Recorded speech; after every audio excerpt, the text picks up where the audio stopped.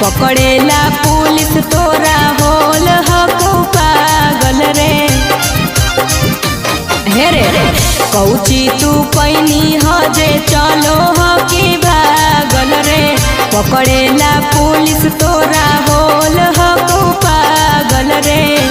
कौची कैनी घटना घर में पुलिस छापा तोर मारा। लगलो 302 के धारा खोजले चलो हो 112। लगलो 302 के धारा खोजले चलो हो 112। खोजले चलो हो 112। चलो हो 112। लगलो 302 के धारा खोजले चलो हो 112।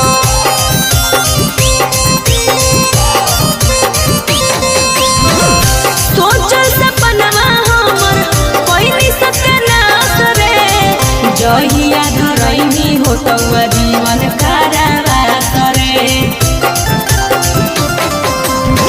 काहेला डरही पगली जनुआ हौसे रगे।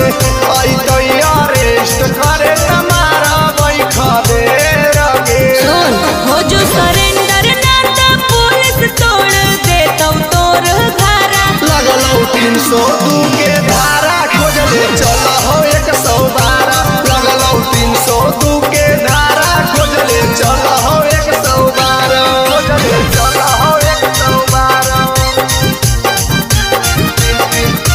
चल हो 112। लगलो 302 के धारा खोजले चल हो 112।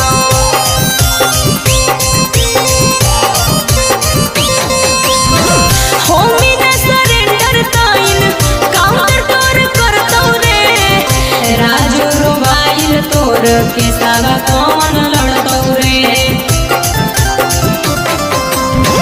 बुझे ना हमारा पगलिए ताना ना लायक गे। जज ह कैरावा हमार पापा जी विधायक गे।